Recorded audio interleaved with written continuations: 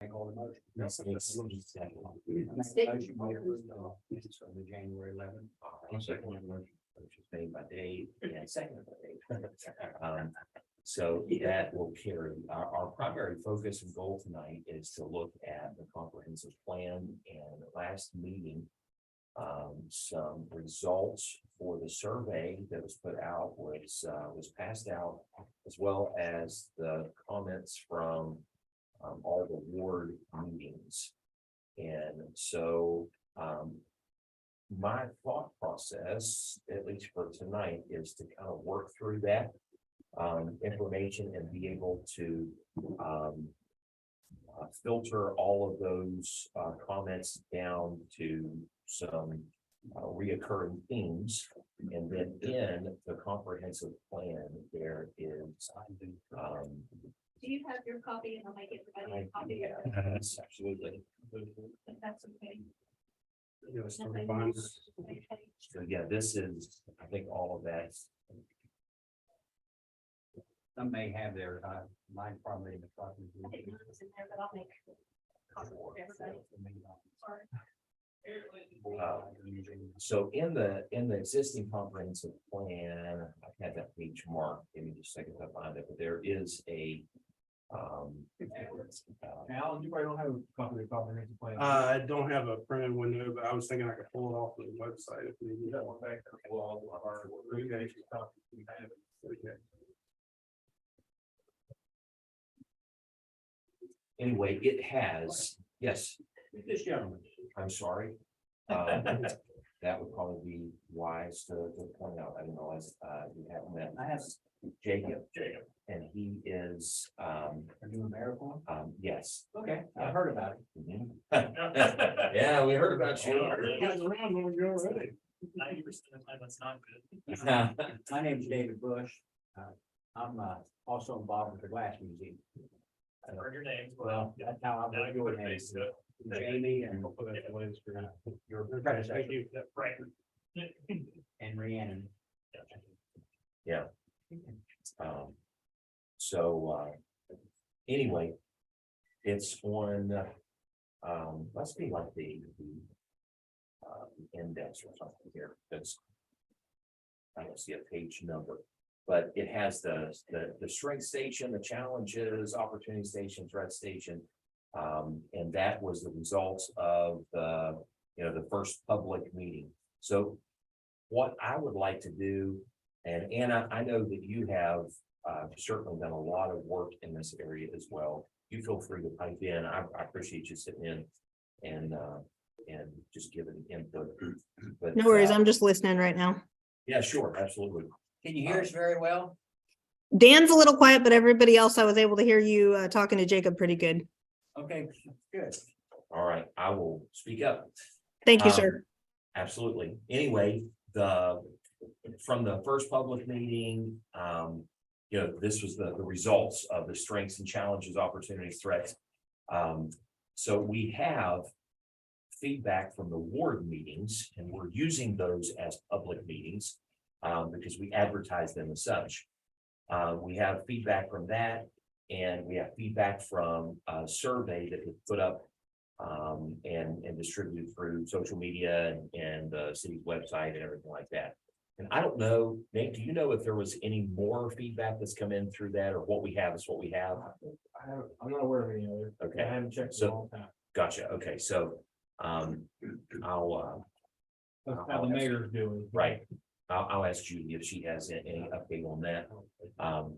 So all of that said, it's time to, in our regular meetings, we just kind of talk very broadly about that. It's kind of to the point where we need to start wading through those remarks and filtering those down to again, shared desires of the community to be able to put together. The stakeholder, I know that we looked at that letter. Has that been sent out? Do you have any idea? Not that I'm aware of. Okay. The last They were asking for people to add to that list. right. I'm understanding that. I know that I don't think you were back at that meeting, but the mayor said that she was getting with you to finalize a list of this stakeholders. Thank you. Thank So that, that would explain why I haven't gotten any, feedback from that. So that will be our next step. So now that we all have the same information sitting in front of us, did you get a copy of that as well? Would you like a copy of it, or? Dave, have we ever issued a copy of the comprehensive plan? You have one? Okay. Oh, yeah. And even part of I'm sorry, Judy. Okay. I said no, it was. I was here at the beginning of this. I don't even know why. Would love to have you as part of the conversation. I didn't have people in here, so I want to say. No, you're fine. Normally we'd set you out in the hallway, but tonight is a special night. Fresh eyes are good. Absolutely. So does everybody see that page in the comprehensive plan Yeah. towards the end there that talks about, you know, The page number? I can't find a page number on it. It's after appendix. Is it? Oh, it's part of the appendix. That's why. So What are we looking at? The SWOT? the strength challenge opportunity threats. Yeah. Got it. Okay. It would normally be called a SWOT, yeah. Okay. Yeah. What are we missing in the SWOT then? The W, what is that? Well, you just changed the W to opportunities. I think, weaknesses is Gotcha. you try to turn to opportunities. So. Okay, Oh, who's here, Jay? but she is. Yeah. Yeah, that's fine. That's why, so. No, Jacob took your seat. I'm sorry, I'm fine. We'll throw him into the bus. You got the message, but Claire got sick after lunch, so. she- Oh. Thanks. Okay. I was asking Nate, do we have a solid list for the stakeholders? Or are we still working on that? No, have letters been sent out to the stakeholders? No, because I did send an email to everybody and it's been a month or so ago. And I wanted you to look over those lists and add to it or delete it if you didn't. And then we're gonna send out the letters based on, I haven't looked at it. Dan forgot his list that he's gonna add to it at home, he said. Right, Yes, Dan? that's exactly. Every review? You took the word out of my mouth. I usually put started by emails that I need to I revisit. mean, everybody's fine with us once we get that list and send it out, we don't, we need to bring it back here for. I don't think that's, I mean, that's nothing that need to vote or anything. We're just accumulating that list. The letter has already been proofread and I think we're fine with the letters. Do it via email. You didn't brief on them. You hear the siren in? You missed that? Oh, you know it. Yeah, just calling you home. All right, so. What we were talking about is, trying to recognize general themes from the feedback from the surveys and, the ward meetings and just kind of, put those into the categories of strengths, challenges, opportunities, threats. And then from there, I think, and you guys pipe in here, I've never put together a comprehensive plan before, but you know, from that, if there's things in the actual comprehensive plan that merits changing, you know, from the feedback we get from the community, then we can go from there. Thoughts? I just want to say, when I go through this plan, that I've always felt it very, I'm gonna use the term, it's probably insulting, but kind of generic. And I hope that we take a more Weston centric, that we really look at our assets or where we'd like to be and put that into words somehow. Through this plan, because this here, I mean, it's just kind of, to me, it was more of a status update of where we stood today, and we have 3 schools, and 2 gyms, and that kind of stuff, where to me, a comprehensive plan should not only do that, but give us some thrust of what direction we're headed comprehensively. I agree with you, Nate. Yeah, and we have talked about that, and I'm sorry, my mind is blanking right now, but what is the there's the comprehensive plan and then there's a strategic plan. That's Right. what I'm thinking. Yeah. So in your mind, I like to see What- a little bit more strategic with the comprehensive plan. that's what I was gonna say. In your mind, you kind of want this to be both, or do we need to have a strategic plan as well? Well, like services. Okay, right now, if you go to the services section, it just says, this is the services we got. Doesn't What say- pages? What I pages? don't know. I'm just using that as an example. Sure. It's the one freshest in my mind. You know what, my opinion of what the comprehensive plan should be, I mean, I think it should be, is looking at what, like this, what people said at the meetings, is what the city needs. And when I say needs, for infrastructure, Yeah. police, and how we can improve on those needs or fix the needs that need to be repaired, sure. And you need a short-term program and you need a long-term program. You need something to look out in the future, like 4 or 5 years. I know in the business I always had to fill out a budget for 1 year. Then I had to fill out one for 5 years, and then I had to fill out one for 10 years. And believe it or not, after doing that over a long period of time, filling out those budgets for those years, I could see why they had me doing it, because I could always set up a goal ahead of time.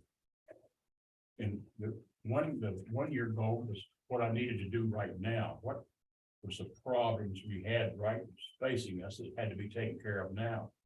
And the 5 year goal is what was going to be the problem in the future. And you, of course, you had to start looking at, if you took care of this, it may take care of the, goal was, it was like hiring employees. In a 1 year program, how many employees will I need? But if my business increased by history, then I would need to look at hiring X amount more employees in 5 years. Sure, yeah.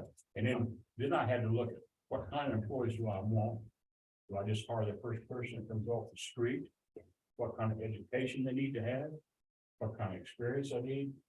And that gives me something, a guide to approach on the future. Right, it forces you to look down the road. Yeah. I agree with you 100%. So in that, the like you said, Nate, the first part of this is we're plugging in numbers, and that's really not the tough part of it. The tough part is going, what not only do we want to see, but what does our community want to see for the future? And it's unfortunately the just human nature. It's easy for us as human beings to look around and see the things that are wrong. And then on the opposite of that spectrum, we tend to have a pipe dream of, well, it'd be wonderful to have a sports complex like, Bridgeport. But somewhere in between there is a, reality check of this is what we can obtain and what we want to focus our efforts on. That's part of the response.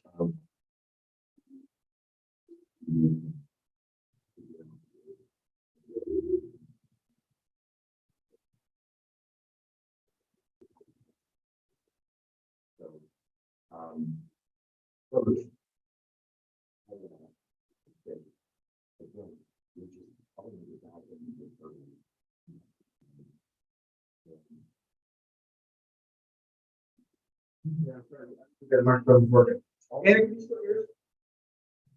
Now you guys are I can hear you, Nate, but I wasn't able to hear the last thing Dan said. Okay, I'm here. I'm gone.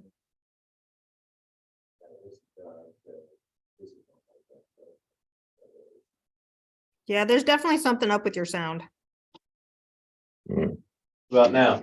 Okay, this is lighting up now. Much better. All right, so we lost the microphone. That was the issue. Basically, the last thing I said was probably the first step here is just diving into the community feedback and finding the common thread there of, what our community thinks where we are and where we're going. Is there a list of the questions that they're answering, that's accessible from the survey?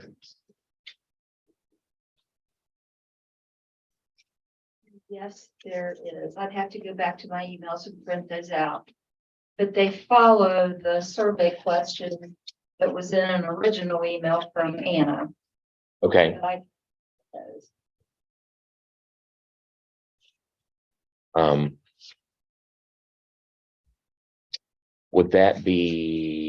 Would I have that email? Okay, thank you. Here's one, it's got 6 questions. What steps do you think the city of Weston, what's your thoughts regarding planning for land use? What's your ideas, Sounds right. suggestions to Was spur that in this? economic growth? Was that in this stack of paperwork here? Okay, So that's cultural and historical preservation, yeah. okay. Yeah, So that's the first 6. Yeah, that's the first 6. we are, that survey is closed. Yes. Okay, so we're not getting any, this is all the responses that we have for that. Okay, cool. Awesome. It was open for an additional 2-week period with no extras completed. Okay. Okay. All right, that's helpful.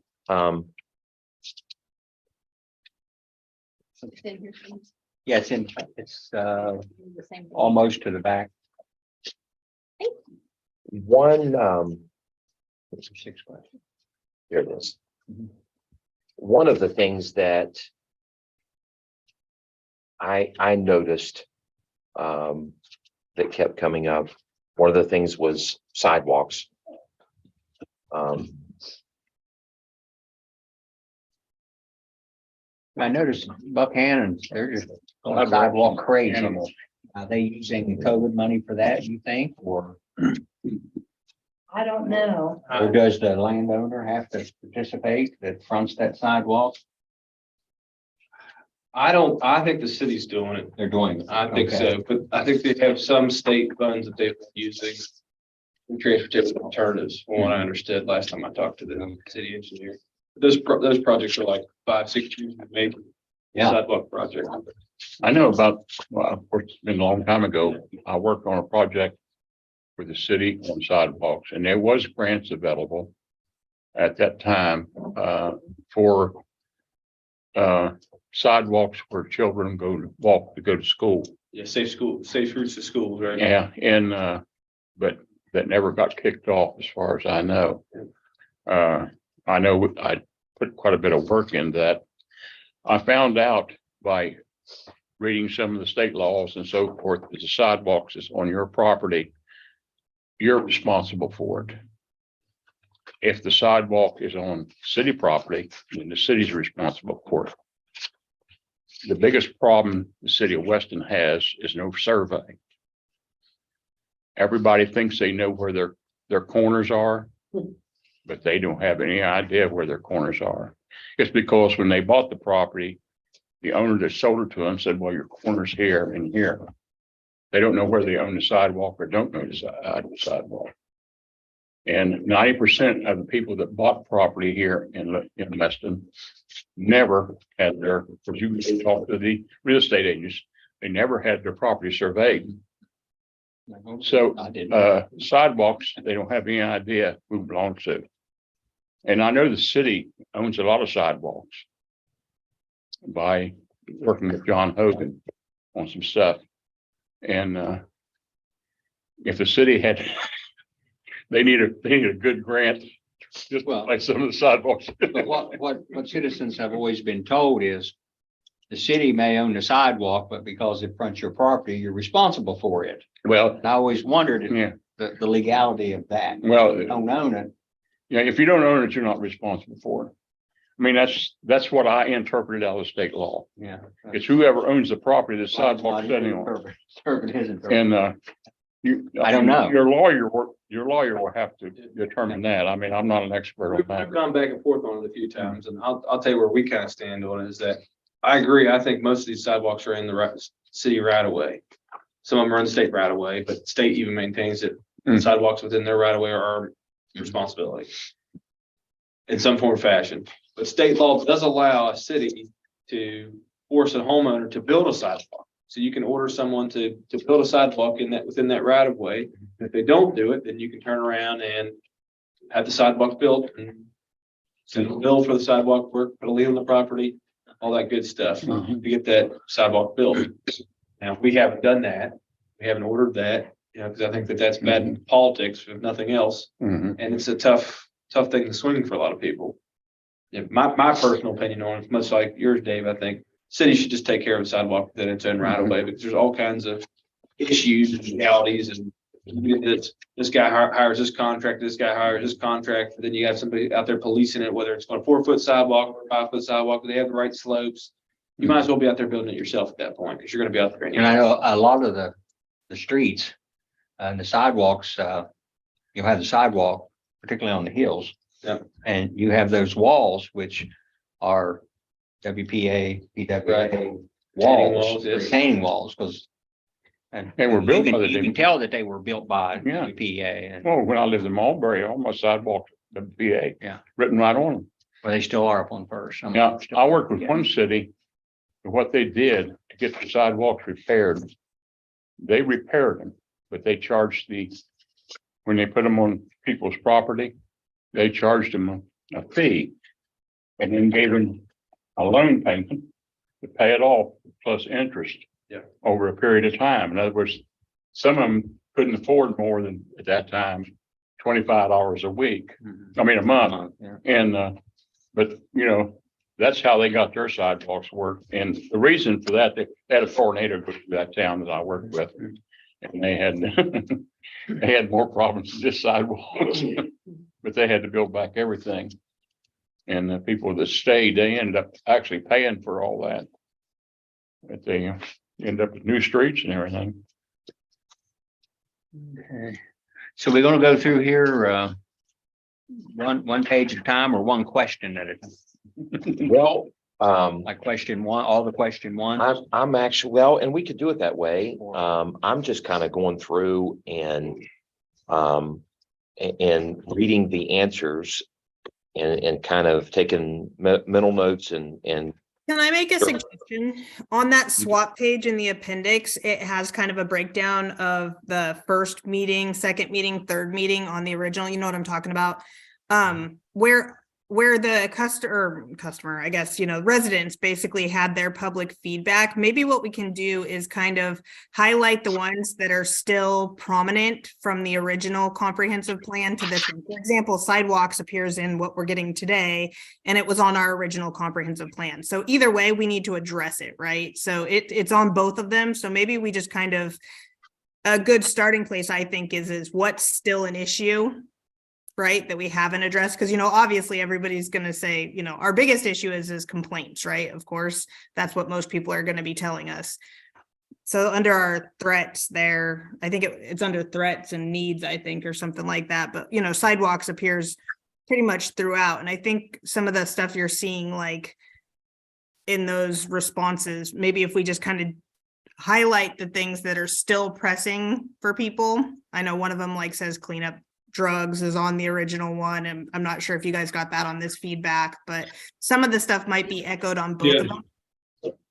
It might just be a good starting place, and then maybe we make a list of new things that people are saying, if there is such a thing.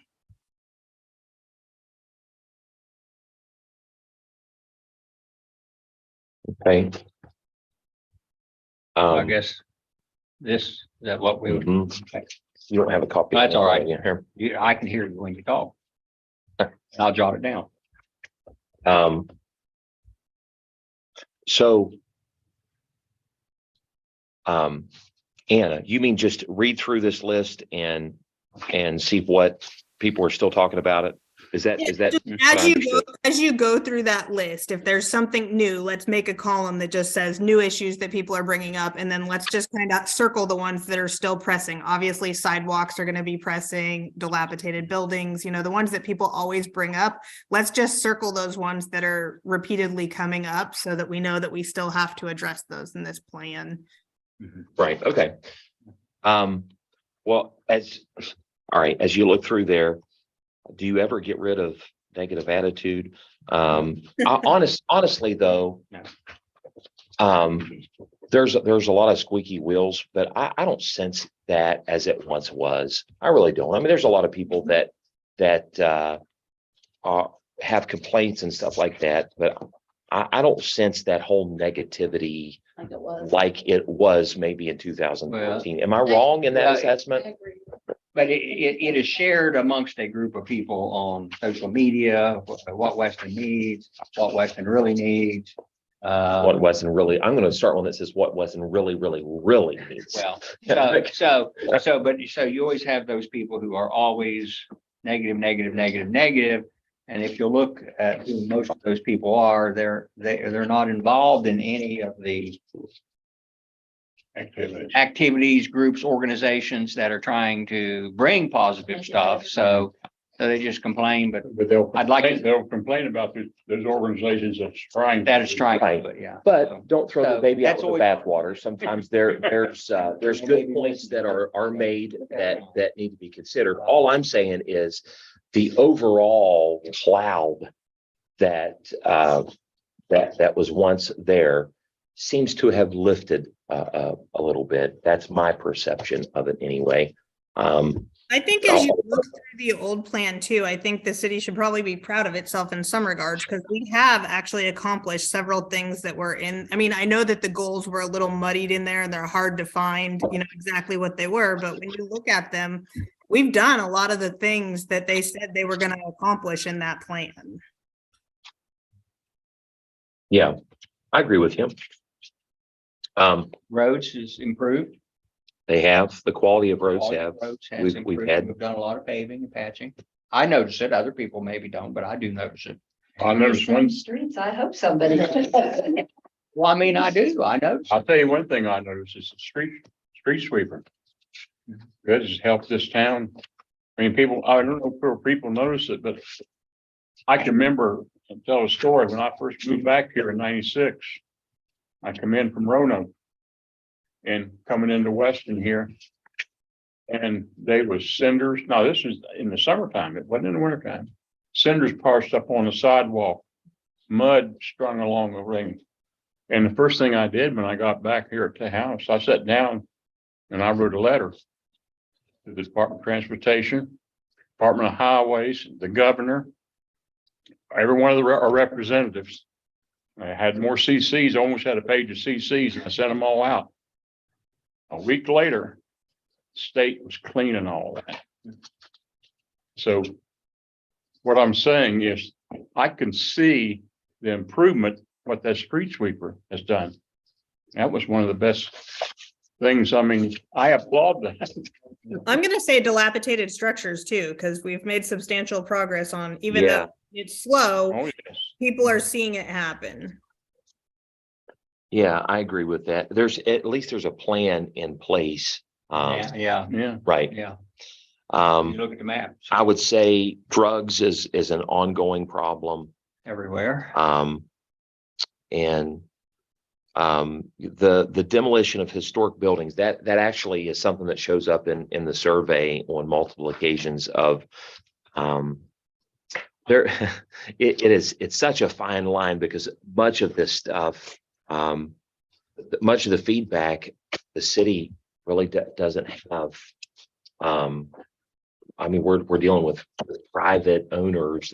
We can't say rent your building or else, or fix this or fix that, to the specs of the community standards. You know what I'm saying? I mean, there's zoning, I get all that, but the demolition of historic buildings.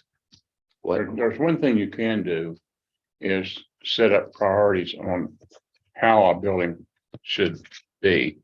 Structurally sound.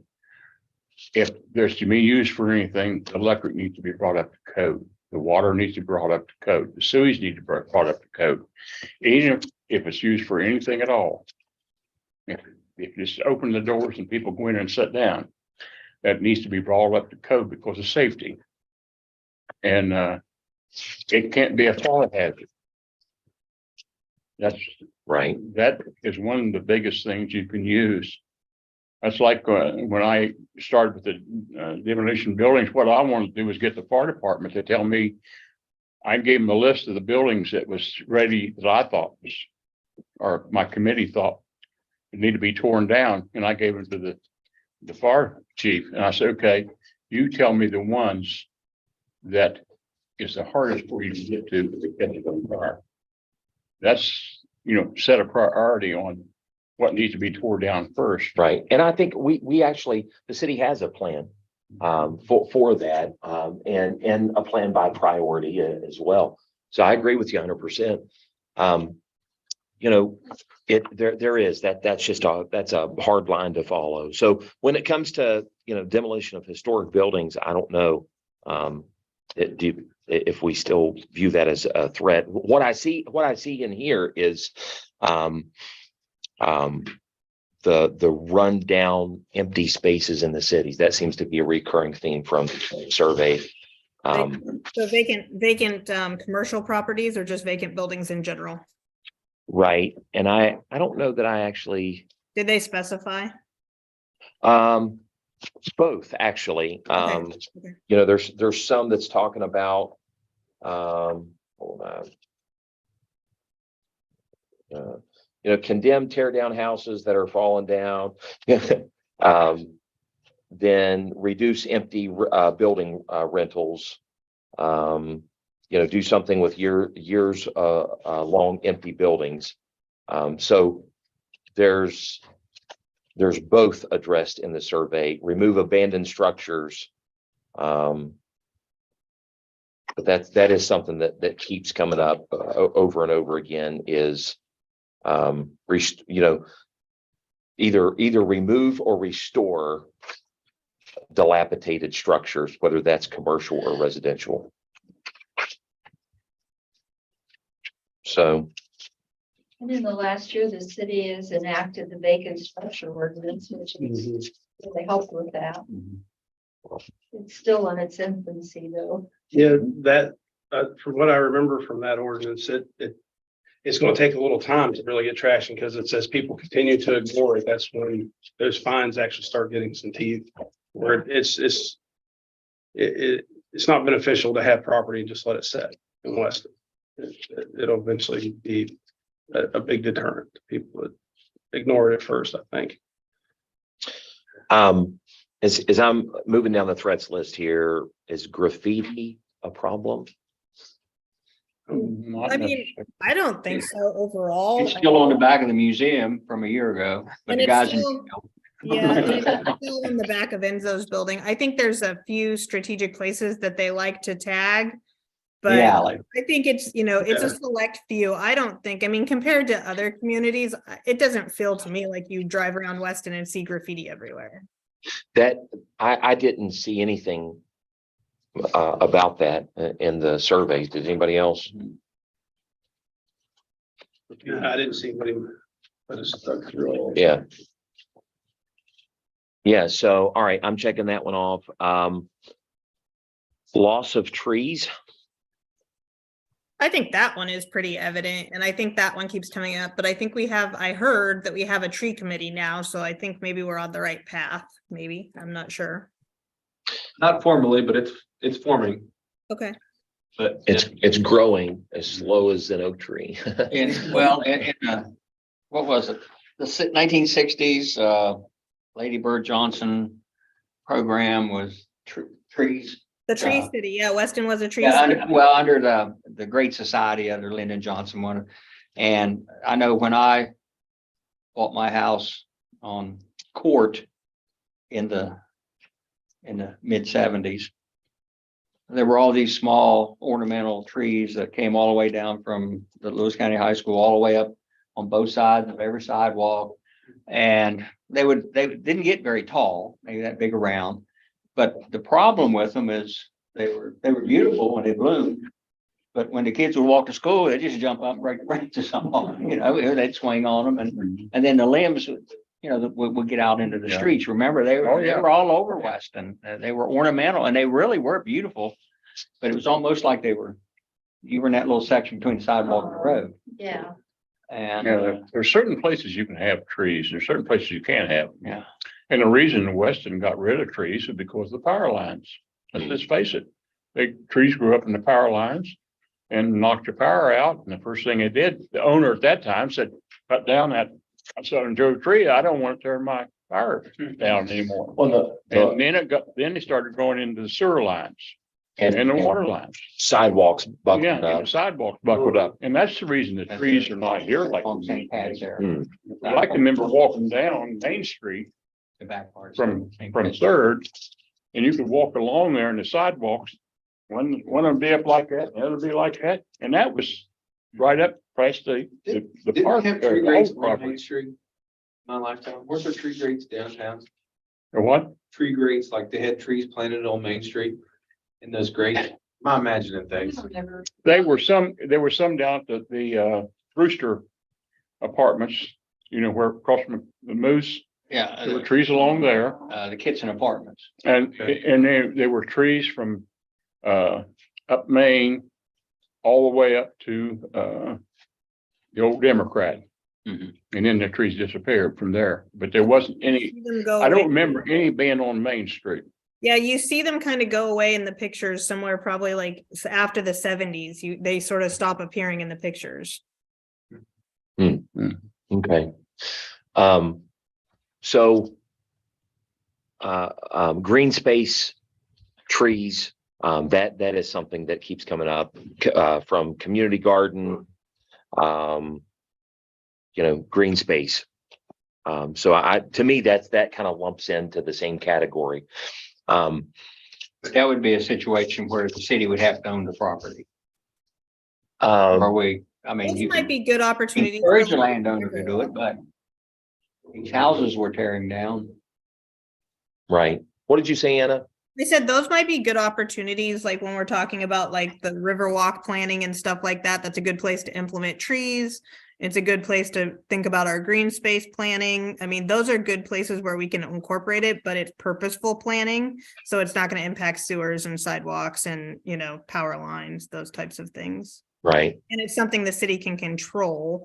We can do other things where we can talk about like encouraging people to replace their dead trees with proper, like maybe do like, I know a lot of cities offer what's called like a tree guide, and they'll give them suggestions for like good trees to plant so that they don't grow up so tall that they end up in their power lines, and they'll give them suggestions. So like maybe that's something as part of our planning, as part of our plan is we can say that we're going to develop like best practices or something like that, because that's something totally within our power that we could do and help people plant proper things, we could do some research and figure out what would be ideal to cause the least impact and help people make the right choices.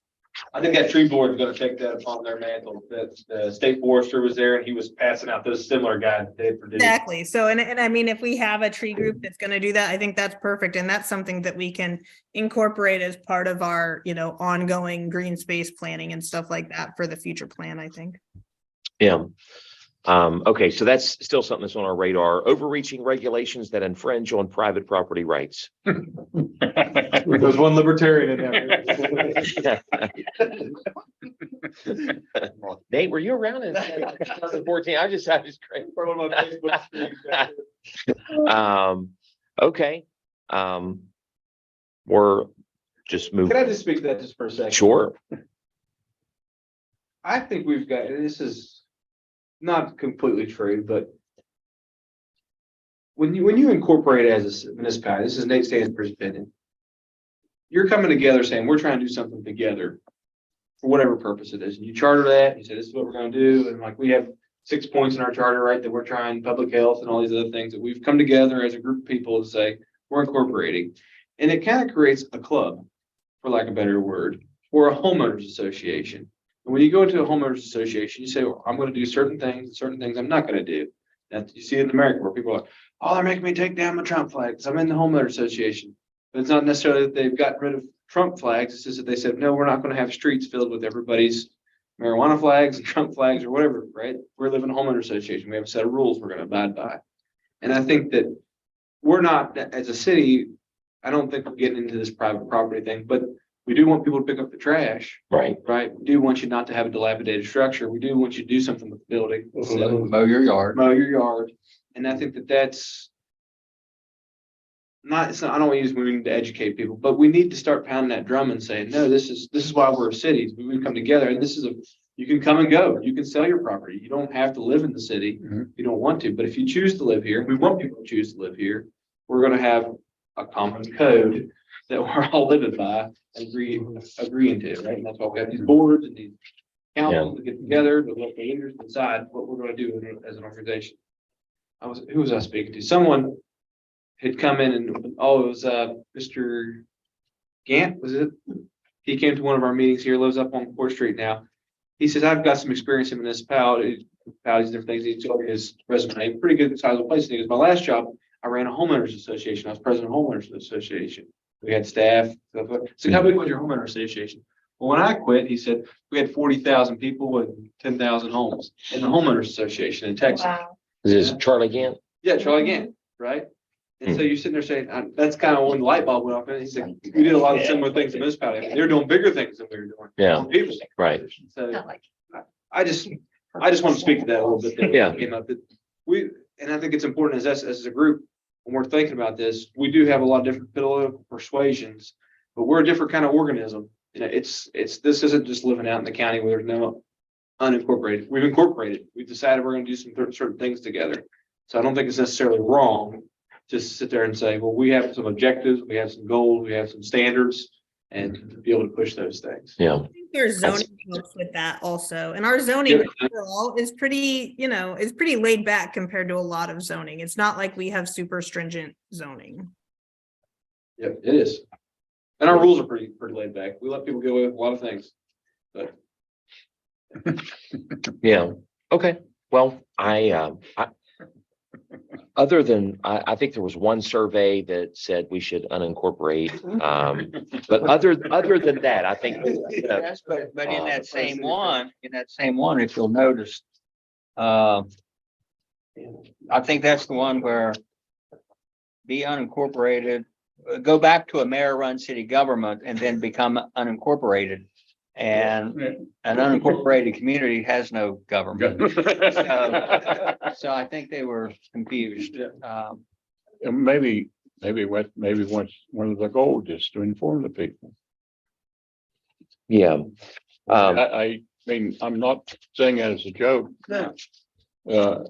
I think, of course, I don't know how to get it by, and get that something that the committee we had put together, but when we establish these goals, or whatever, the people need to be informed about it.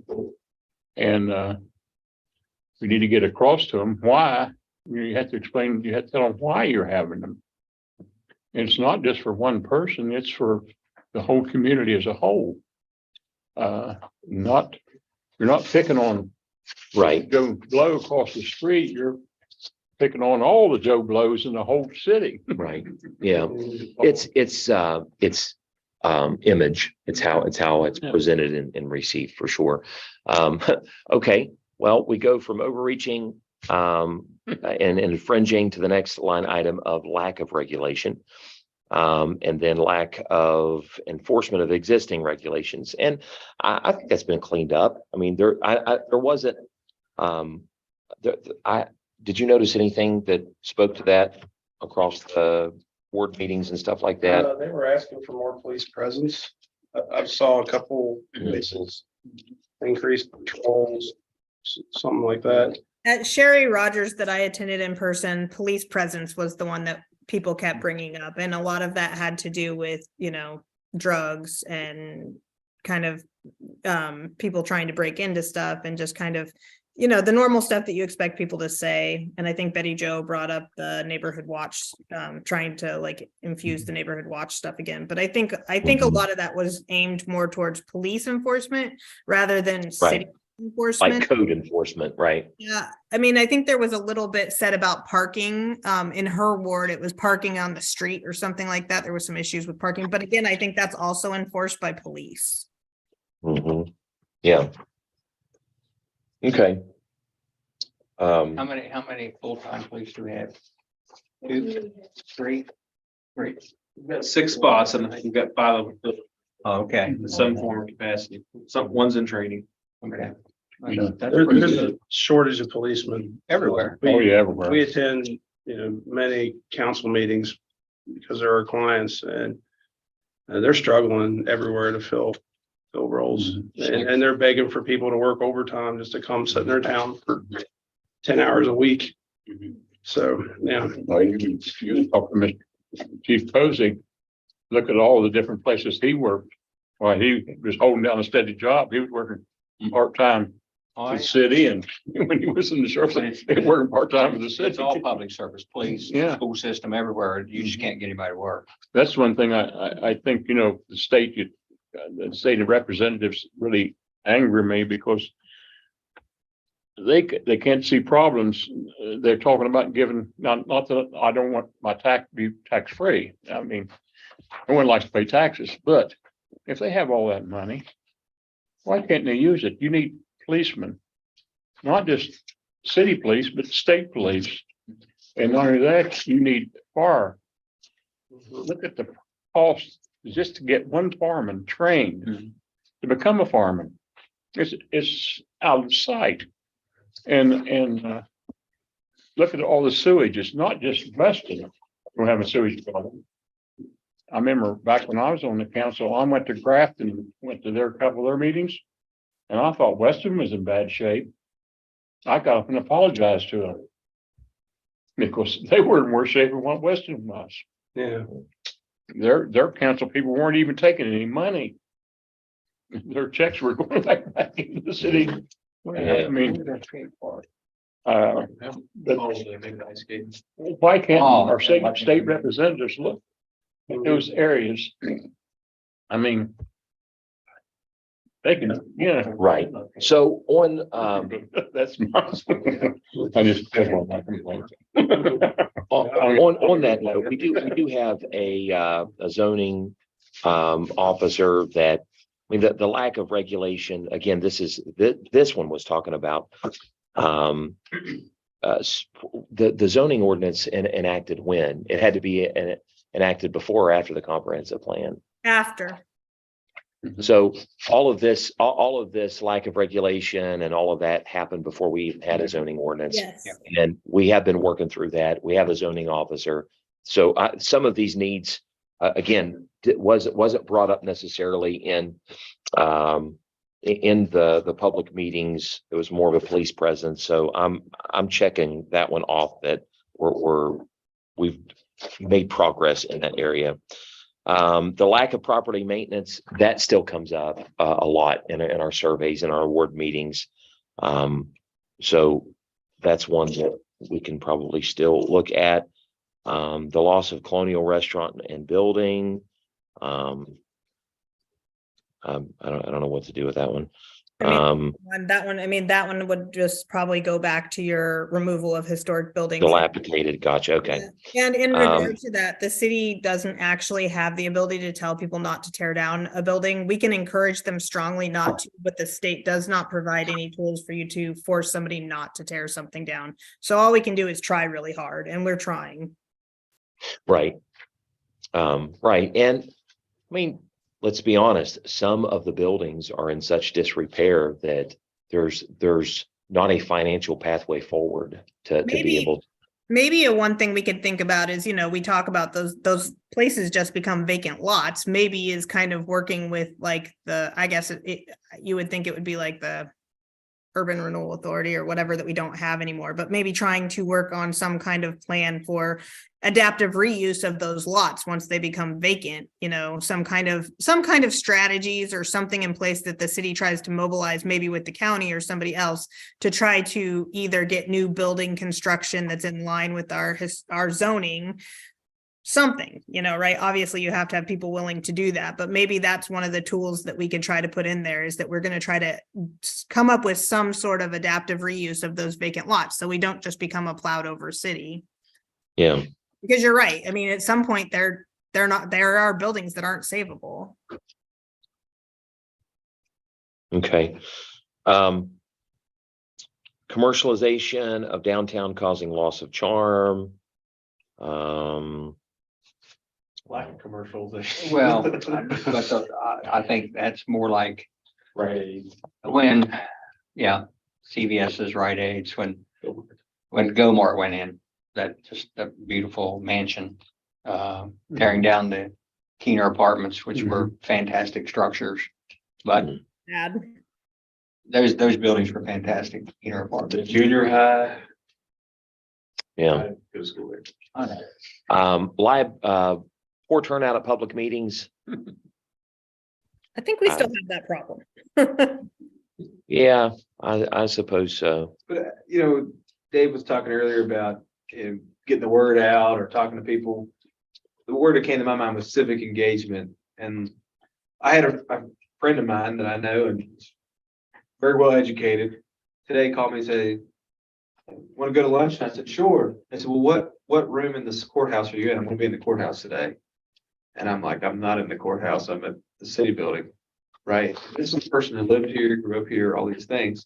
They just don't know enough about what's going on. And I think that we've made our meetings accessible and stuff like that, but still, we still struggle with it. Somebody has an issue, they're calling the county, the city fix, a city issue fix, and vice versa. And why don't you fix Main Street? Well, Main Street's really not under our purview. So there's just a lot of, and I don't want to educate people, but a lot of history there that hasn't been, people haven't found the historical past to get things accomplished, right? Yeah. And it probably has something to do with the city not being very effective in getting things done, where in a lot of places they say, well, I'm gonna call city because that's who comes and takes care of my trash and does all this other stuff, right? We haven't done that, Weston, right? So we're not even, we're kind of seen as a non-entity at times. Yeah. But I think organizationally, that's something we're getting better at, and trying to get better at, trying to engage with people, those kinds of things. And people in the city of Weston and in Lewis County don't even know where the city limits are. No.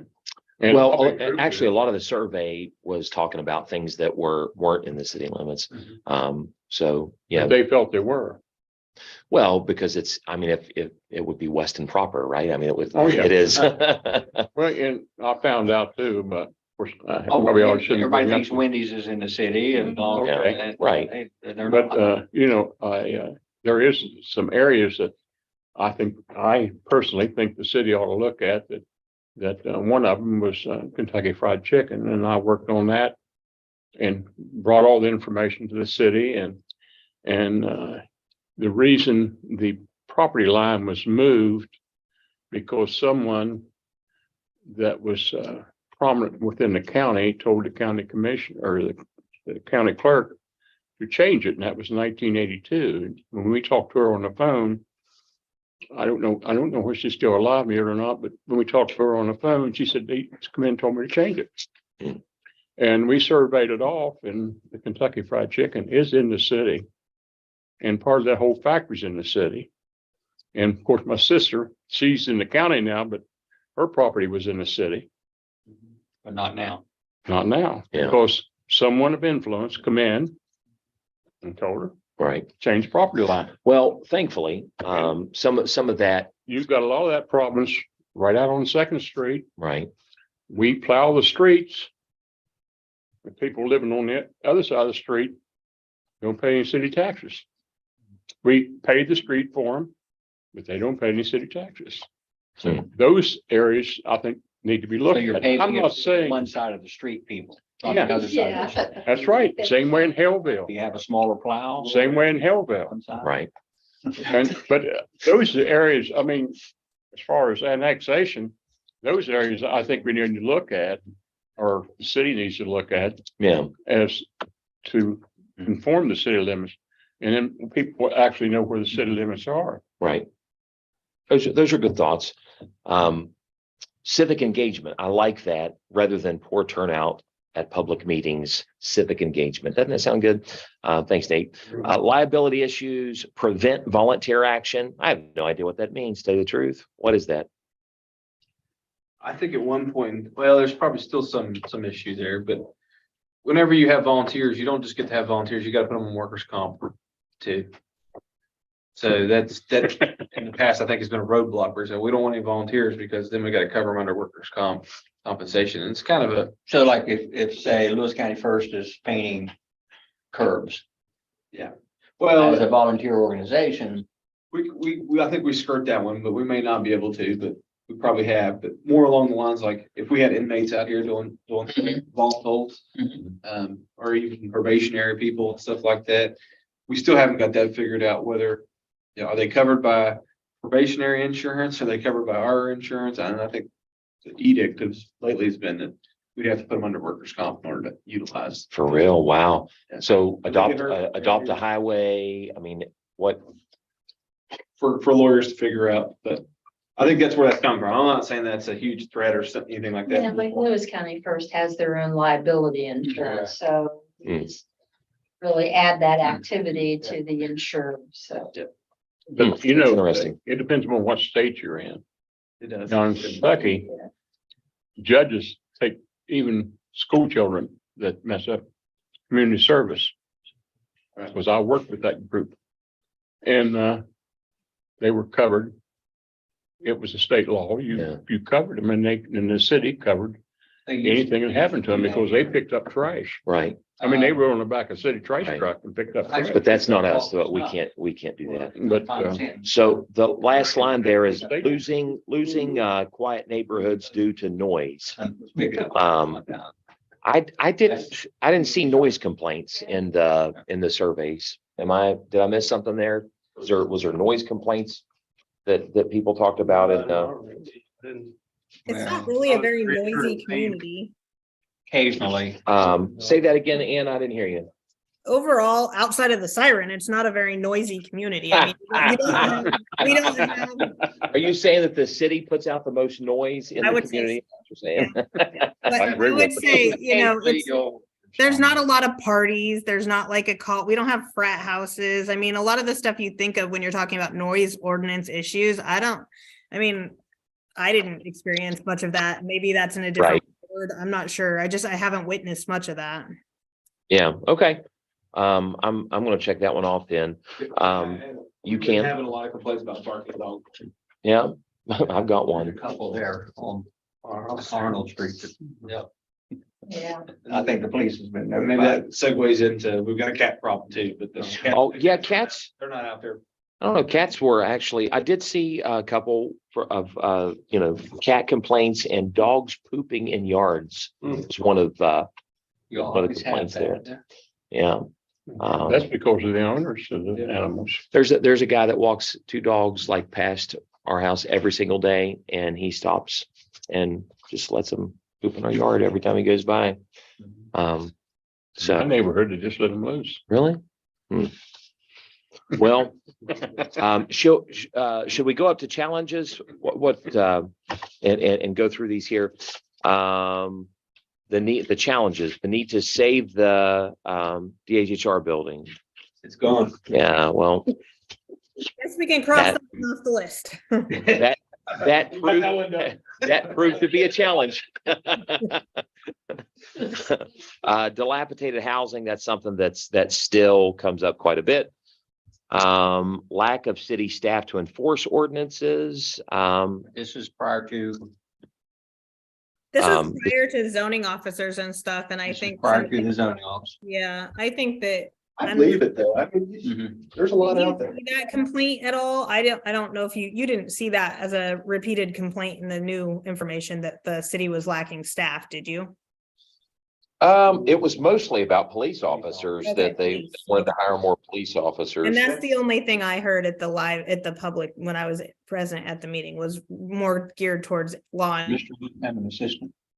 I would say that probably as far as the community goes,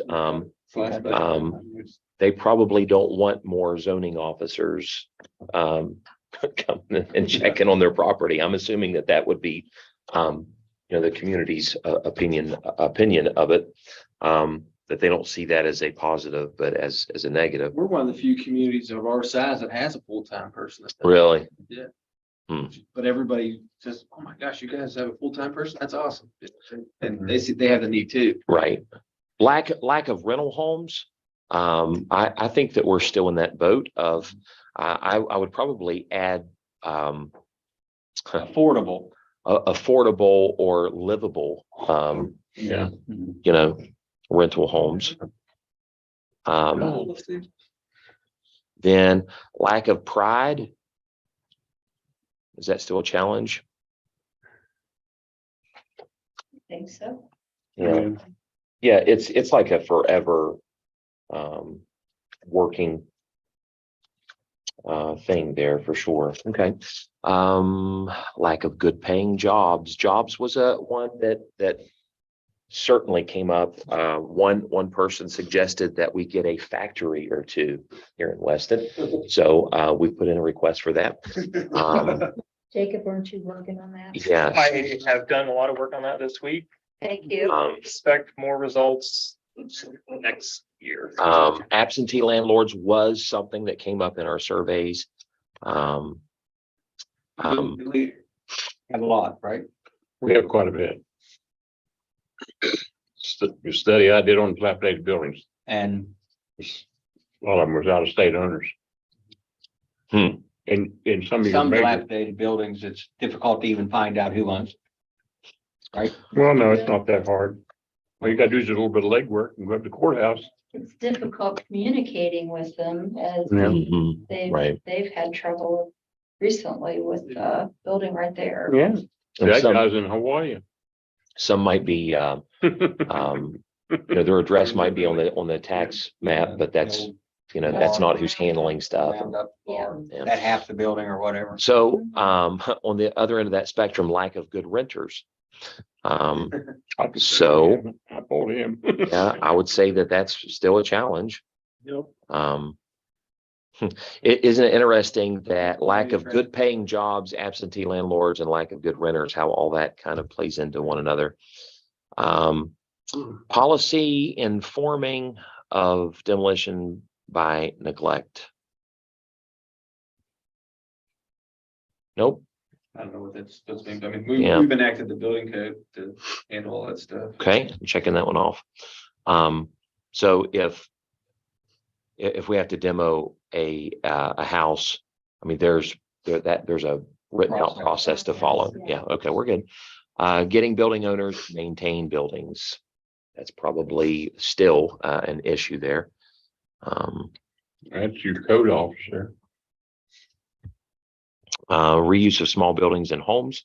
That's something that's brought up. That's a repeated theme in the surveys, is just putting the resources, the buildings that we have in use in some fashion. So I would say that continues to be a challenge, although we've made headway. Owners of buildings, lack of means to demolish and maintain rehab or rehab building. When the demo list that we have, is that the city, does the city funding that? Does the city have to pay for that? How's that working right now? Tear down buildings? Yeah. I mean,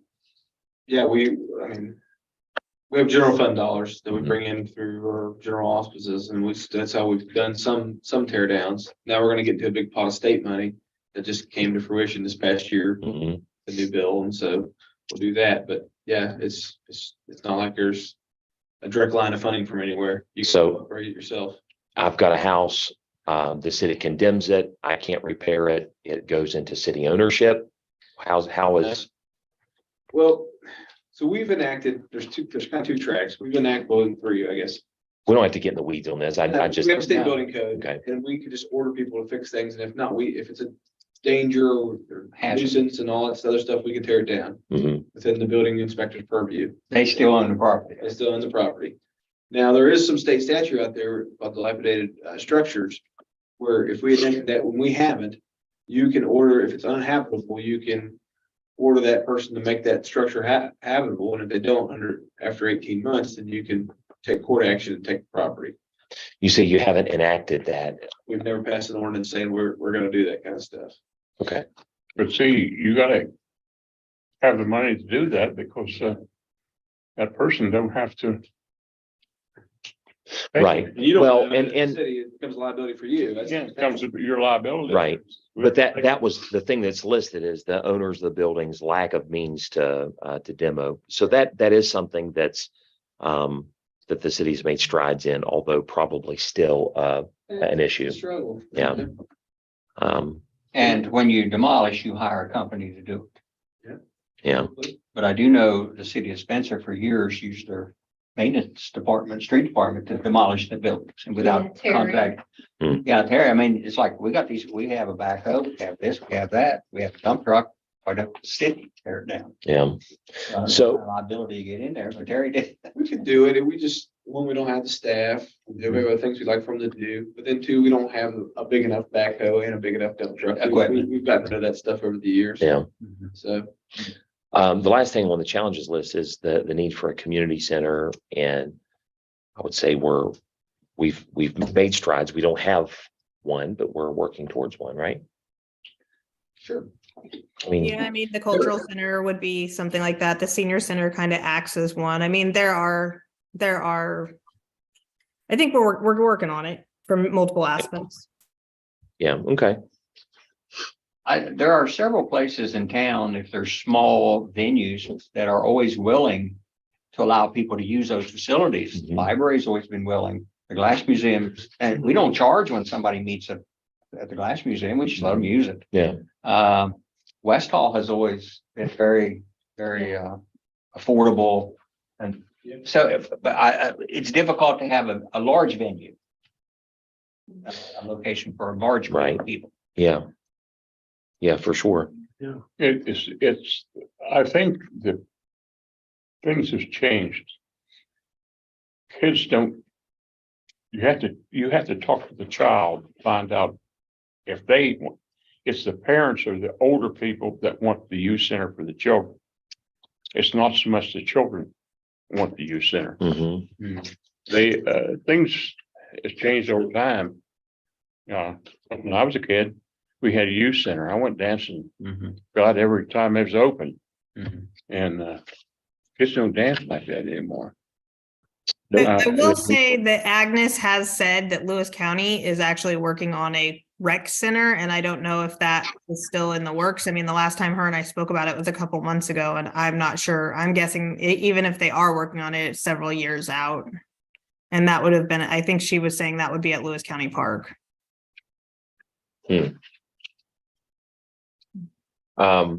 Okay, so as we look at, just for the next couple minutes here, as you're looking through that and looking through the surveys, what is in addition to?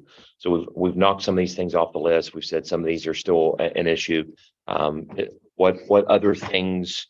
I would say on a lot of this infrastructure issues, as far as walkability, sidewalks, and sewer. The sewer comes up, the sewage, yeah, comes up quite a bit.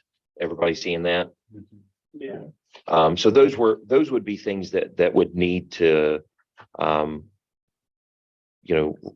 would be under threats, would it not?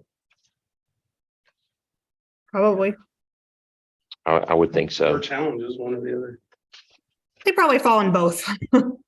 Yeah, there are threats and a challenge to deal with. Then Community gardens. Something.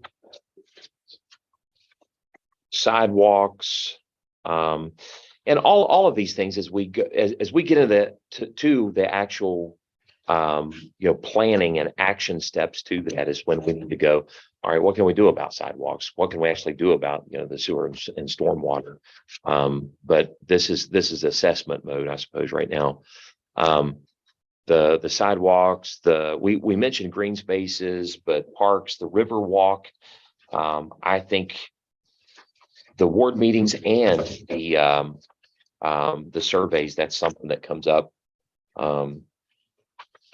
quite a bit, is the interest to do something like that. And that, something like that, to break that down and over into action steps, probably be a good thing. We've got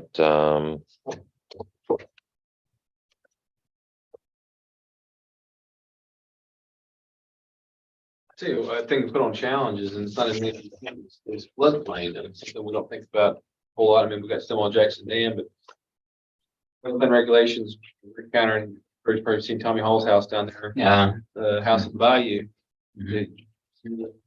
Flummoxed by floodplain regulations and that you have to build 2 feet above the floodplain elevation.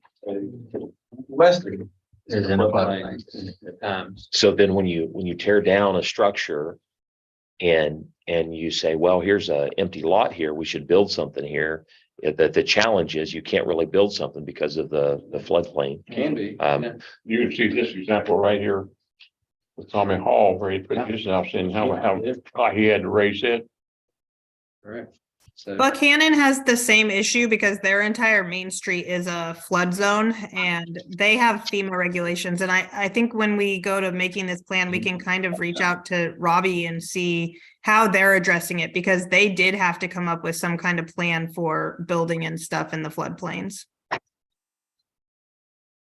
There's a pond over there next to Goodwill. Yeah, Every time. I Cleveland Avenue, they raised a lot of those houses, which is Yeah. taller than me, down Cleveland Avenue where the, yeah. Old bus driver owned a lot of those. That's why I'm out there raising them. 3 meters. Lighting I see is an issue that showed up a few times. like streetlights. Yeah, they said. I don't know, one that they referenced lighting and they said something about the ambulance. In the same comment.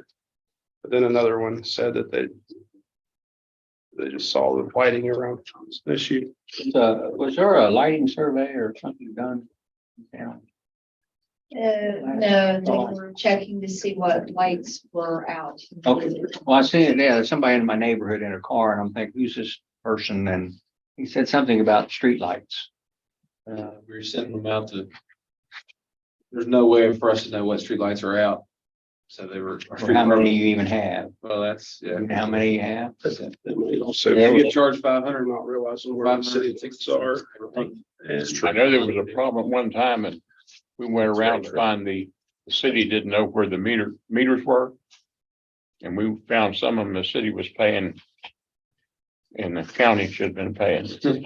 Here's another one. I don't know whatever happened to that survey, but Another one that comes up that we haven't mentioned yet, and that's one of public transportation. Which, you know, at one time, I've not seen the taxi at all, the Route 19 taxi. I've not seen them I around. heard their car was broken. Well, then. Well, I heard that like Then he every day also- that they were in Well, business, and but he was ill this past month because they posted that he was ill and then he was back. What do you think you put that under? opportunities.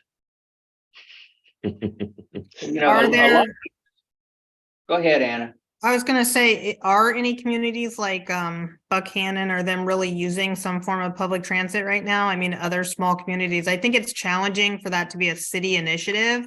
But maybe if there's like a tri-county initiative where there may be some kind of like, I don't know, Well- I'm not sure who the bus companies are and stuff.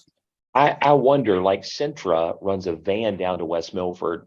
I wonder if there's ever been a conversation of even to get somebody, even if it's not local. I mean, if you're in the city limits of Weston, we talk about walkability.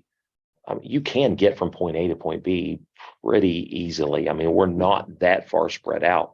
But when it comes to, doctor's appointments, things like that, running a shuttle. I don't know if Centra would do something like that. I don't know.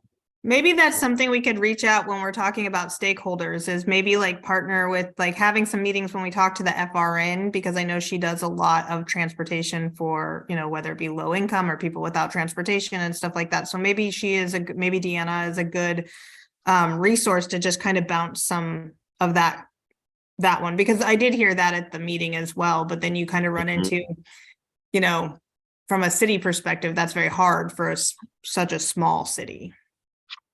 Sure. Everybody knows that there's a I-79 bus, right? Yes. Run Morgantown, Charleston. I think maybe it goes to Pittsburgh. doesn't it? Yeah. Park? Yeah. what they want. But how you want to get They there? want to run from Shady Brook to Walmart. Right. Right. And if you, And the if you thing got a of it local is, taxi, that, You do look at the cost of running a shuttle. And they always don't want to go, in a group that I want to go now. right, I right. mean, senior citizens can tell you that when people call, But hey, I want to go now. Walmart's I don't delivering wanna wait now, for Joe to get ready DoorDash, to I mean, go. there's a lot of delivery Yeah. services. And I that don't we want to didn't- stand on the street and wait till the bus comes by. Cause I get wet because I don't have an umbrella. But that bus on 79 has a Weston stop, right? But it Yes. drops you off at the little. That was my point. If There's you're, no sidewalk to get into town. No. Right. so you really don't have access to the 79 bus. You have to get a ride from town to the 79 bus, even, The only thing you could do there if you want the bus to stop is you set up a stopping place here in Weston for it. yeah. There was a grant came across my desk. I don't know, it's been 6 months ago. It was a pretty substantial, like it was 100% match, I think. We're doing like these bus stop transportation facilities. And that was that thing ran through my mind because I'm like, what if you could get off at 96, come through town, right? Drop the people off, pick them up and go back out on 99 and get out of here, right? Or vice versa, come the other Mhm. way.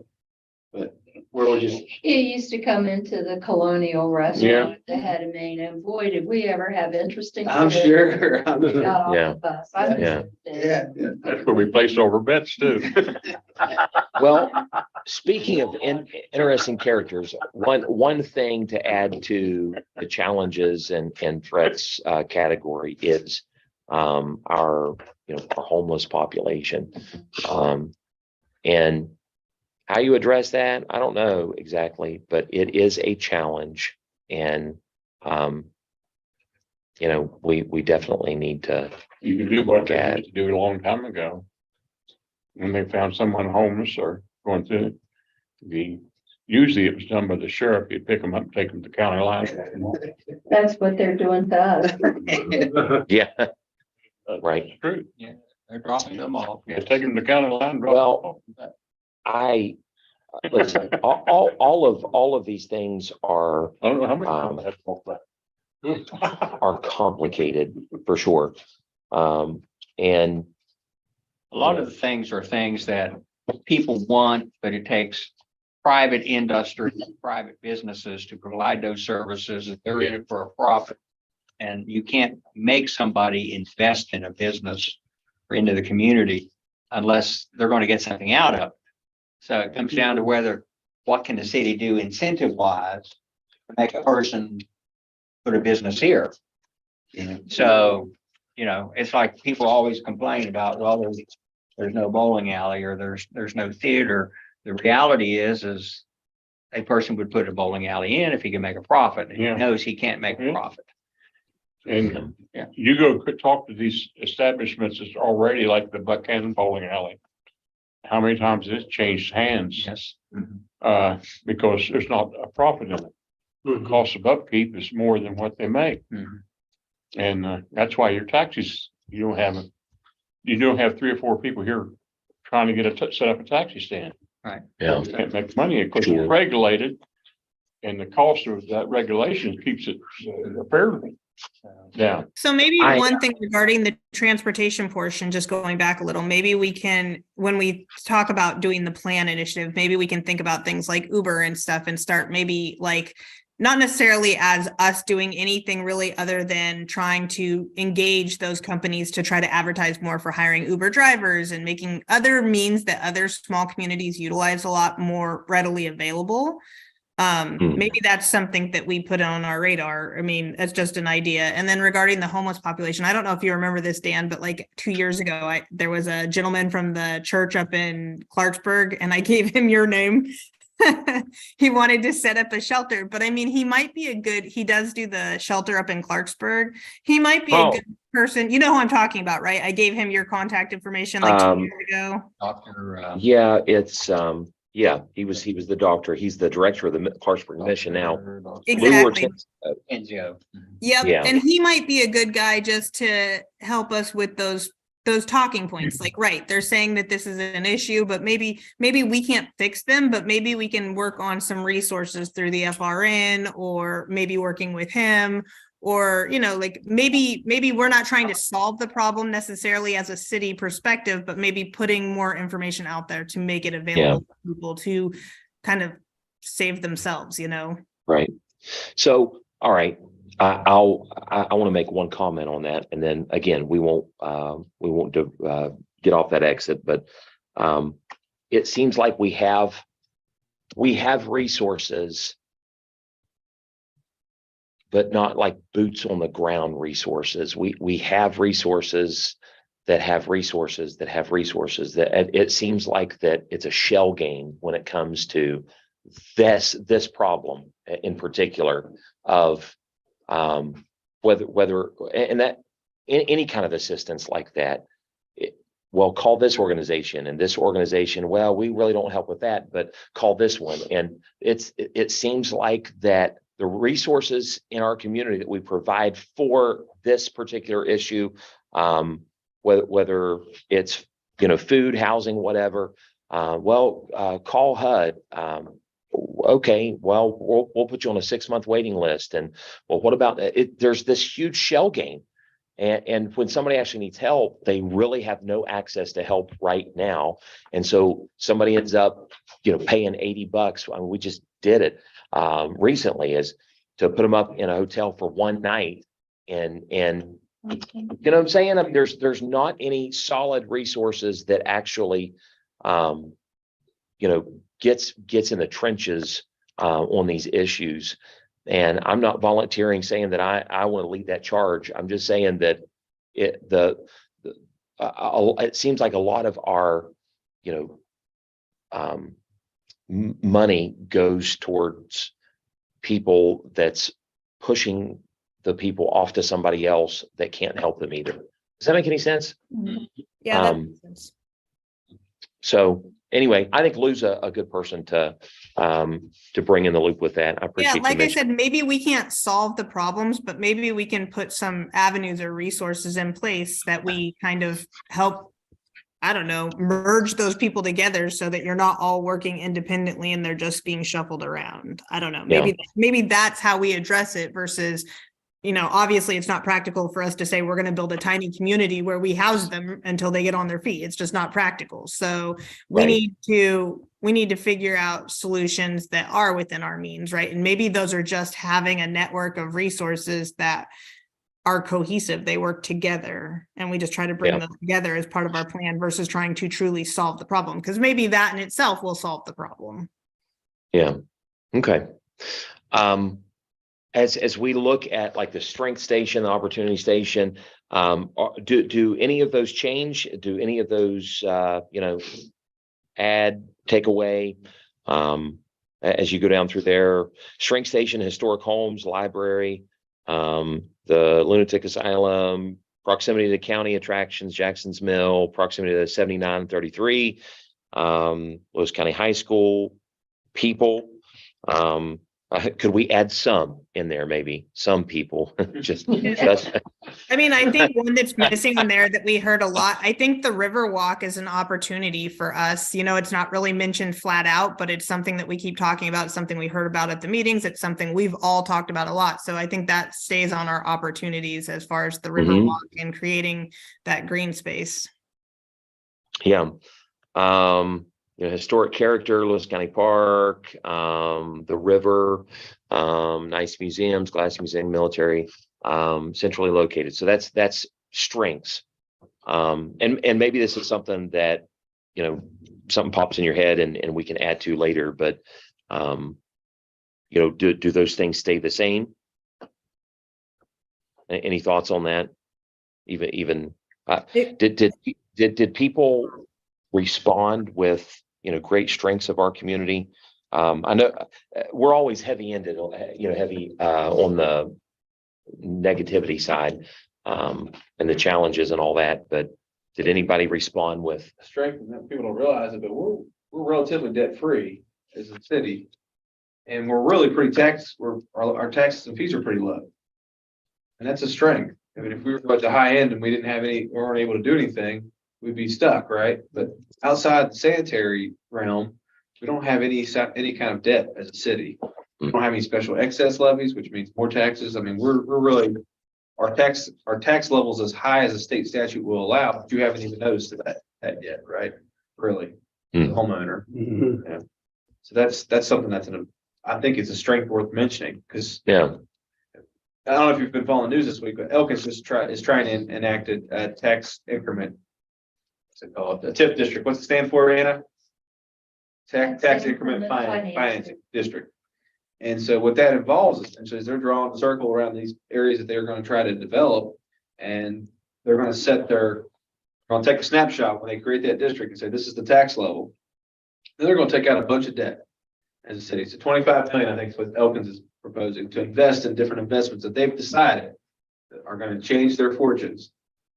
And as they invest in those things, the property values theoretically are going to go up inside their city. And so they're targeting back. And that tax district, though, takes whatever the property tax increase and funnels it back to the city, where it doesn't go back to the county coffers or whatnot. It goes straight back into the city's coffers to finance the debt that they took out to make those investments. It's a 30-year period to do stuff like that. And so we're not at the point where we maybe could afford $25 million. I don't know what that looks like from a payment plan standpoint, but I mean, we don't have anything else on the books, so we're really got a relatively clean slate. Yeah. Yeah, we don't have tons of financial monies coming in to finance that kind of stuff, but we do have a lot of bonding and debt making authority as a municipality. If we wanted to engage in something like that, those are things that we can do. So I think that's a strength. I think that's a strength because that's something we can leverage when we're talking about how to tackle some of these issues if we have to. Yeah. Okay. Sidewalks, come to mind. Like if we don't find, I know you said there might be some funding coming from the state, but that's one that's been echoed from the past 10-year comprehensive plan. Oh, yeah, for real. I mean, You know. that's something that over and over and over and over. And people- it also increases people's property values, because if you're going to fix their lumpy sidewalk in front of their house, it's going to improve their property value immediately. Yeah. And that's part of Elkins TIF application was beautification, fixing street lights, Yeah. bridges, sidewalks. That's part of their application. Okay. Under our opportunities, art galleries, restaurants, music, special events, collaborations between local agencies. Is there rail to trail an opportunity? I think so. What is it? Rail to trails. Greenway trip. The Greenway. Yeah, that's, it's been discussed and there's been meetings on it. Sure. The community center is under opportunities, recreational opportunities not realized, proximity to Stonewall Jackson Lake, tourism, more rental properties, more museums, make Weston a museum tour destination, develop park and wards, which Well, we kind of did that, but we've worked towards that anyway. But like one, Yeah, have it on parking every word, Ward 3. Shady Brook and Hillville.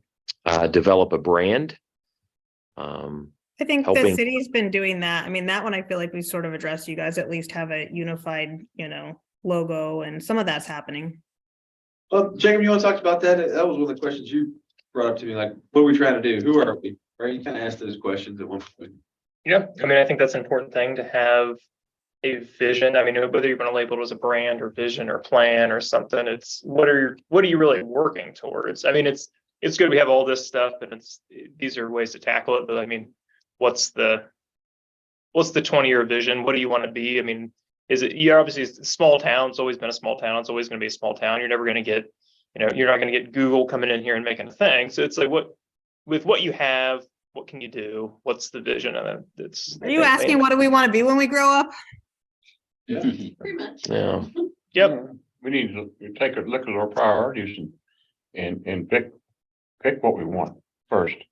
If you got 10 priorities, which one do you want to work on? Right. You Sure. can't work on all 10 of them. But there is an overall, like a vision statement is what you're talking about. I mean, maybe not necessarily just, I mean, I'm not a huge component or proponent of vision statements, because it's always, it looks nice and it's good. It's important to have, but it's always, at the root of it, maybe it's like you have, the challenges and the threats you have spidering off in every different direction. Right. You can get out and put out 20 different small fires, but while in the middle of it, it's all collapsing in its middle. So that's kind of, I think, maybe what the thought is, prioritizing what what you're gonna do and how that's working. It would be Weston, the recreation mecca of West Virginia. Yeah. And we better start working on building some recreation facilities. Right. Right. And that's, Maybe we just want to be friendly, safe with a good quality of life. and that's, Right. that's the way. Yeah. Raise your family here. I will tell you, I was at the Glass Museum the other day, somebody come peeking in the window at 5:15. The door was locked and I seen them. I went, come on in, and they said they were from Pittsburgh. And they were in town for something. But they just enjoyed the small town. Mhm. They enjoyed the museum. They'd been to Lambert's. They were going to go to Man Cave the next day. They were staying at the lake, and they just enjoyed it because they said, we don't have this kind of stuff Right. Yeah. where we're at. And then you think, wait a minute, you're from Pittsburgh, but it's a different ambiance, like you said. Yeah. Up there, you got all that stuff and it's a rat race. Yeah.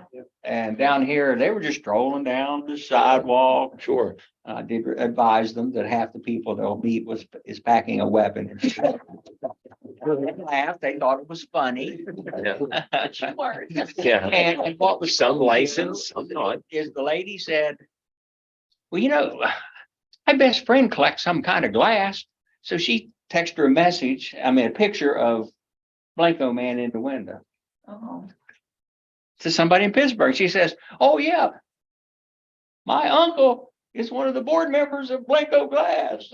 I know where you're at. You're in Weston. And so somebody in Pittsburgh from this picture Yeah. from a friend said, I know where you're at. The Glass Museum in West Virginia.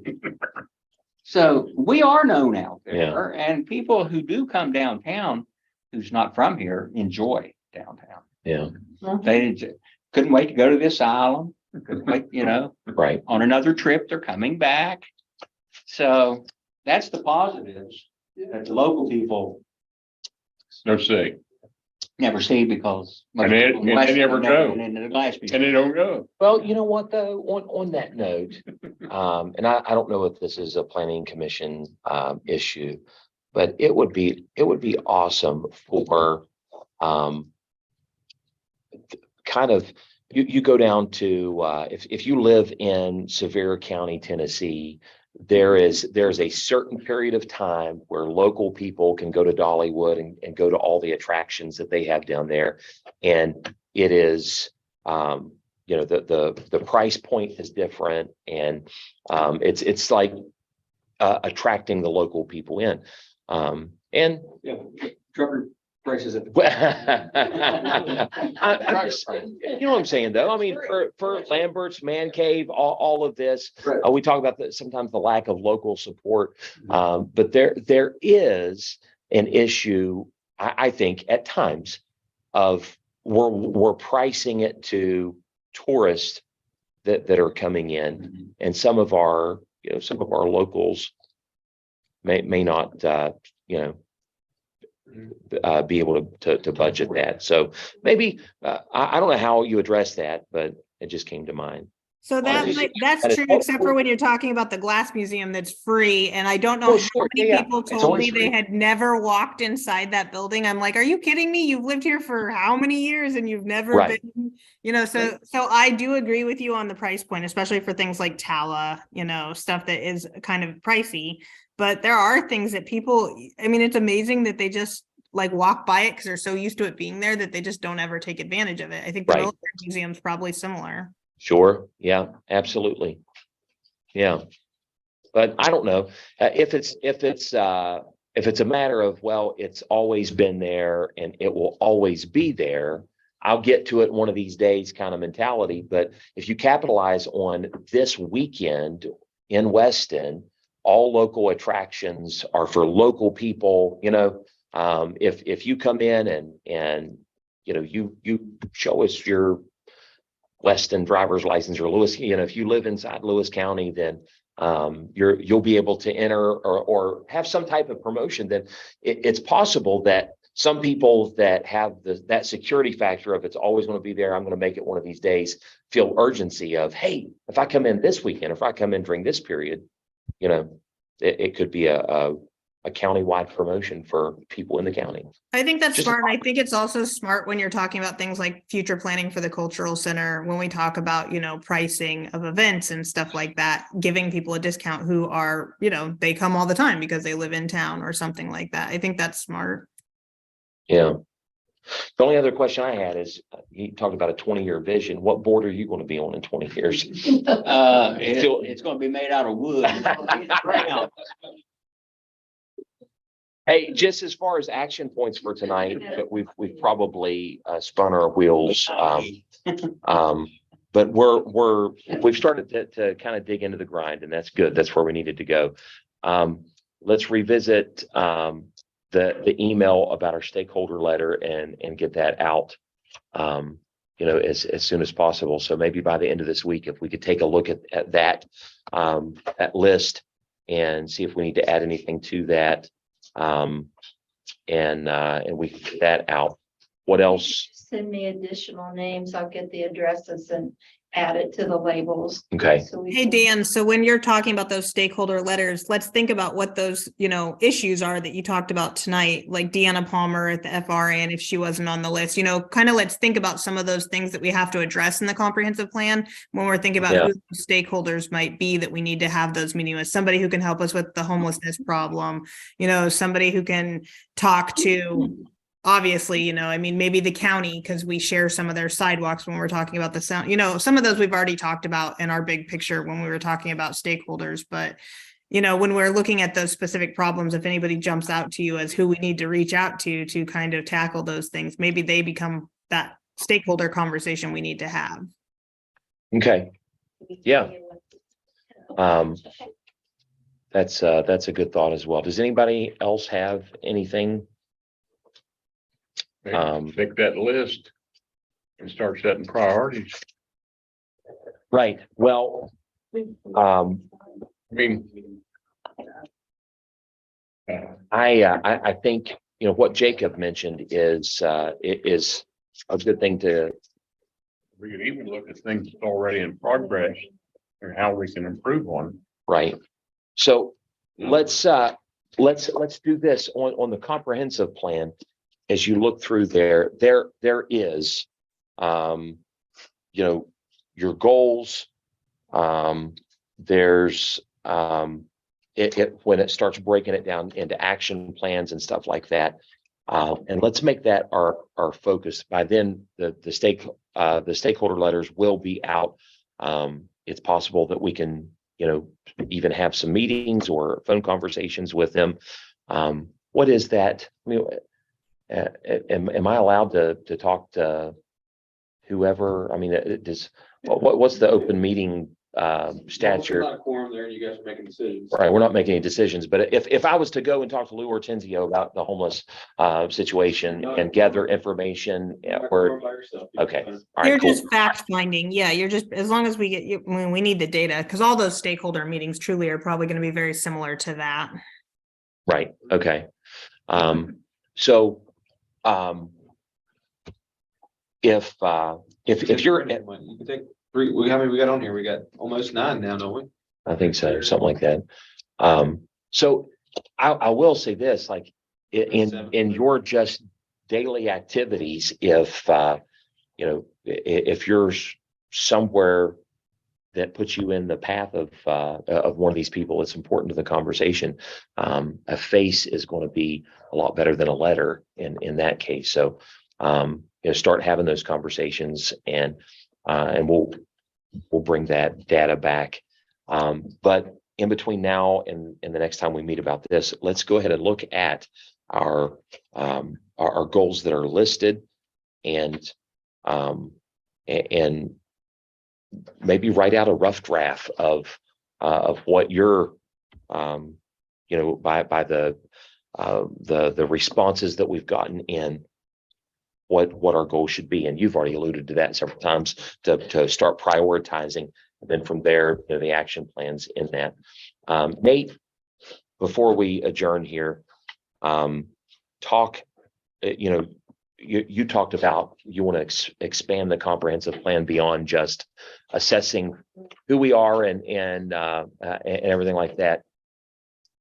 and maybe I'm wrong, the comprehensive plan is a plan for physical development adopted by a governing body, setting forth guidelines, goals, and objectives for all activities that affect growth and development in the governing body's jurisdiction. And so I don't know where that takes. It covers everything. I think it does. With that being said, though, it's kind of useless if we don't figure out a way to make it a tool, right? Like it's something we I write every agree. 10 years. I mean, otherwise we're doing this for nothing. If we don't have some kind of like, you know, timelines, some markers, we're just Right. really, we're doing this just because the state requires us to do it. Yeah, I agree with that. And so I guess Jacob said it, Nate, you said it. We can look at all the challenges and the threats and try to spend the next 10 years just putting out these fires, or we can look at it from an overall growth and development plan, and that addresses some of the challenges and threats that are in there. And you guys, everybody's seen the matrix in the back, right? With it's got all the different goals and Mhm. things like that. I'd love for us to be a little bit more specific with maybe not just the goal, but some of the points in there. Action steps. Yeah, action steps, or whatever they're called in there. At one point, when we first started here, we sat down with council and kind of worked through them, and so we've done quite a bit of them. There's some things there that kind of streamed out at us, and some day-to-day stuff has taken priority, and some things we're still working on. But I think the more actionable items like this, where you have a list, Mhm. maybe that's not necessarily a comprehensive plan at that point, but at least things to say, we need to get this accomplished. Yeah. We can develop a strategy to try to do that, plan for that. So speak to one issue here. When the comprehensive plan is done, finished, approved, and what is the next step? You know, you're talking about action steps in that. Does that fall on the shoulders of council, of you know, the city manager? Who takes the comprehensive plan and says, okay, we've got these action steps, let's run with it? All of us. I mean, ultimately, I think city manager and council have the greatest That's burden here. right. But every time we apply for a grant, they'll ask you, how does this apply to your comprehensive plan? Is this something are you just asking for benches because you want to, or is that in your comprehensive plan? And ours is generic enough, we've made it work. But those are the kinds of things I think that historic landmarks, they're working on a project. Well, there should be some historic landmark stuff in our comprehensive plan, how we're preserving history that they The can. facade grant, Yeah. sub-grant That's in program, here. that should be in there, you know? That's in here already, but Yep. But those are the kinds of things I think that every element of our organization could be pointing back to this plan and saying, yeah, we've been given, this is driven. You guys, planning commission is the realm that's brainstorming, trying to tell us where to go. Council and myself are trying to enact those things. I think we're doing it the right way. Is that right? Do you feel? I think so. Yeah. Yeah. Okay. We're trying to develop strategies. So So I don't want to make more work for anybody, but I do think that it's really helpful at the end of every year where HLC we are forced to by the state, but they force us to review what we accomplished every year and where we're at and what we're working on. And maybe it doesn't need to be a full report like that, but maybe at it's at least a yearly planning meeting thing where we sit down and be like, hey, are we doing what we said we were going to do? And if not, why? Right? I mean, I think those are valid, and maybe a year is too long. Maybe it's every 6 months. Maybe it's every 2 years. I don't know. The state requires us to do it every 3 years. That feels a little like you could put that away in a drawer for 3 years and not look at it. I mean, 3 years seems like a long time. yeah, the reason for my question is, you can take the comprehensive plan and get it done, and like Anna said, it can sit in a drawer. In my view, someone's got to be at the helm of it. And when you say, well, all of us are responsible for that, that means nobody's in charge. Yeah. To me, it seems like this has to be someone's baby, to be pushing that amongst the city, the council, and the different,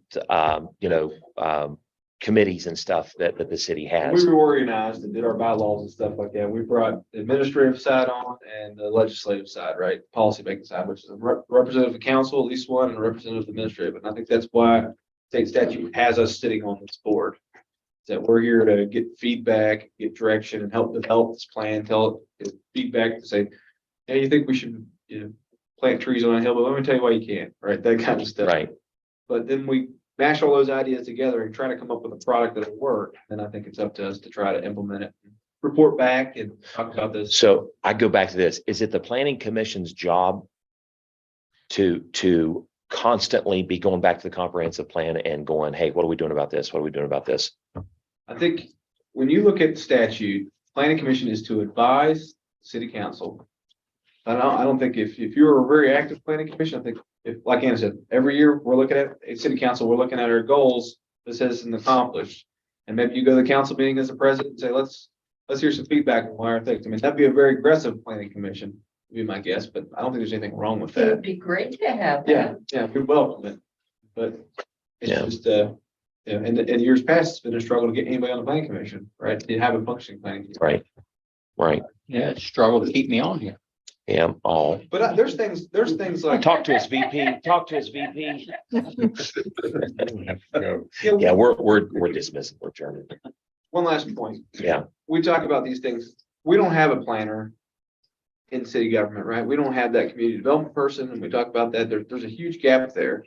And I think this board can serve as that proxy. You know, we talk about walkability, Mhm. the reason that once we get our comprehensive plan down, what are we doing for the next 10 years? Right. Why not have meetings to talk about portions of this plan that we could carve off? Planning commission will be listed as maybe the people to develop the next strategy for Right. accomplishing that. I don't think there's any reason Well, we can't- when you talk about city staff, I personally, I think someone on the planning and growth and development side is going to be much more valuable than an additional code enforcement side of things. You know what I'm saying? I think somebody that's looking to futuristically gather, business and have, have their shoes going forward rather than, stacking a staff of people out here going, cut your grass, you know what I'm saying? One is forward thinking, one is, it's both is needed, but when you talk about, extra, lack of staff, if we're going to hire extra city staff, hire something for the future, just a thought. So, all right, I don't think we have public here to comment. Next meeting date, I think is in April. Is that correct? Thank you. Is the assignments and stuff that we've given as far as the responding to that email with any other stakeholders and starting to have some data gathering conversations. That's something that we can do individually. We can have some email correspondence about that. April 12th. Is that what you will? I have April 12th here at 4:30. So I guess what I'm saying is we can keep this as our, well, okay, happy birthday, man. We'll get you a Big cake and cake, ice cream, and some crown. I'm gonna be doing my taxes probably then. So I'll go back to the question. Are we good to keep that as the meeting date and other correspondence for the comprehensive plan can come through email? We don't need to have another work session between now and then. What was that date again, sir? April the 12th I'll probably forget that meeting. at 4:30. Okay. Put it in your phone. There's a calendar in that phone. Hey, Dan, do you want me to come up with a draft from the historic perspective for you from the HLC, or do you want me just to come up with one just so you have it from my 2 cents? I'm not really here anymore. I'm just a fly on a wall, but I mean, do you want me to do that do you want me to do it, or are you guys good? Anything that you are willing to contribute, I would Take it? accept Okay. for sure. Yeah, Okay, so absolutely. I'll work on kind of drafting out sort of what we've been talking about in the HLC from what we would hope for to be incorporated so that you have that as a tool. How the group chooses to utilize it, of course, is up to the planning commission, but at least that way you'll have it as a resource. Sure, that would be helpful. Thank you for that. And then I do have somewhere, I do have the publisher document for the comprehensive plan. And so once we start getting all the data in, we just need to start plugging in new numbers and things like that. So part of it's easy and part of it is really the growth and development part, in my view, is getting on the same page and being able to break that down into smaller chunks. So, all right. Well, do I have a motion to adjourn? I make a motion to adjourn. second. All right. All in favor, aye. Aye. All opposed, like sign. We're done. Anna, thank you. Yeah, thank you guys. It was nice to talk to you guys. Thank you. Yep. All right. See you. Bye. Well, that's it. I don't know. When people walk around town and stuff. And he come up to me and he said, his clerk was, I can't even read the name.